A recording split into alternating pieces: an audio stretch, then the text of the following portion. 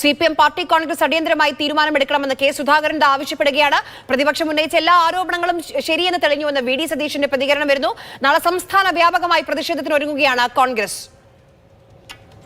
മധുരയിൽ നടക്കുന്ന ഈ സമ്മേളനത്തിൽ വെച്ച് പിണറായി വിജയനെതിരെയുള്ള നടപടി, ഈ അഴിമതിക്കെതിരെയുള്ള നടപടി സ്വീകരിക്കുന്നില്ലെങ്കിൽ ഞങ്ങളൊക്കെ പ്രക്ഷോഭ രംഗത്തേക്ക് ഞങ്ങൾ ഇറങ്ങും എന്ന കാര്യത്തിൽ തർക്കം വേണ്ട. ഇത് വെറുതെ ഒരു ആരോപണം ഉന്നയിക്കുന്നതല്ലല്ലോ, ഇത് തെളിവുണ്ടല്ലോ. കേരള ഹൗസിൽ വെച്ച് കേന്ദ്ര ധനമന്ത്രിയെ മുഖ്യമന്ത്രി കണ്ടു. ആ കണ്ടത് ഇതിൻ്റെ അകത്തുനിന്ന് രക്ഷപ്പെടാനും രക്ഷപ്പെടുത്താനും ആവശ്യപ്പെട്ടുകൊണ്ടുള്ളതാണ് എന്ന് ഇപ്പം ഡൽഹിയിൽ വാർത്ത നടക്കുന്നുണ്ട്. എനിക്ക് ഇന്നിപ്പോ വൈകുന്നേരം എനിക്ക് information I got it from some other persons.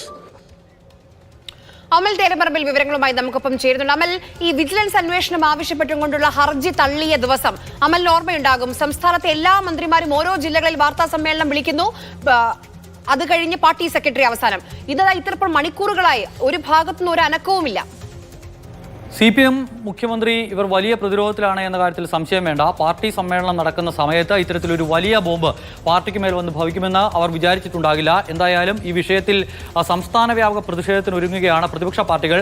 നിയമസഭയ്ക്ക് അകത്തും പുറത്തും ഈ വിഷയം ഒരുപോലെ കത്തിച്ചു നിർത്തിയതാണ്. മാത്യു കുഴൽനാടനെ പോലെയുള്ള നേതാക്കളൊക്കെ തുടർച്ചയായി വിഷയം ഉന്നയിച്ചുകൊണ്ട് സർക്കാരിനെ പ്രതിസന്ധിയിലാക്കാൻ, പിണറായി വിജയനെ പ്രതിസന്ധിയിലാക്കാനുള്ള നീക്കം നടത്തിയിരുന്നു. പക്ഷേ ആര് നേരത്തെ പറഞ്ഞതുപോലെ കോടതിയിൽ നിന്നും ഉണ്ടായ ഒരു തിരിച്ചടി, ആ തിരിച്ചടിയെ തുടർന്ന് ഒരു അല്പം പിന്നോട്ട് പോകേണ്ടി വന്നിരുന്നു ഈ വിഷയത്തിൽ. പക്ഷേ ഇപ്പോൾ വീണ് കിട്ടിയ അവസരം എന്നുള്ള നിലയിലാണ് കോൺഗ്രസും BJP യും എല്ലാം ഇതിനെ കാണുന്നത്.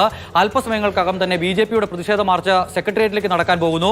9 മണിക്ക് യൂത്ത് കോൺഗ്രസിന്റെ സെക്രട്ടേറിയറ്റ് മാർച്ചാണ്. നാളെ സംസ്ഥാനത്ത് മണ്ഡലം തലത്തിൽ എല്ലായിടങ്ങളിലും മാർച്ചിനുള്ള ആഹ്വാനം നൽകിയിരിക്കുന്നു കോൺഗ്രസിന്റെ സംസ്ഥാന കമ്മിറ്റി. അതോടൊപ്പം തന്നെ ജില്ലാ തലങ്ങളിലും പ്രതിഷേധമുണ്ടാകും. സെക്രട്ടേറിയറ്റിലേക്കും നാളെ സമരത്തിന്റെ ഒരു തിരയിളക്കം ഉണ്ടാകുമെന്ന കാര്യത്തിൽ സംശയം വേണ്ട. ഈ വിഷയത്തെ വലിയ തോതിൽ ചർച്ചയാക്കി മാറ്റുക എന്നുള്ളത് തന്നെയാണ് ഇപ്പോഴത്തെ തീരുമാനം.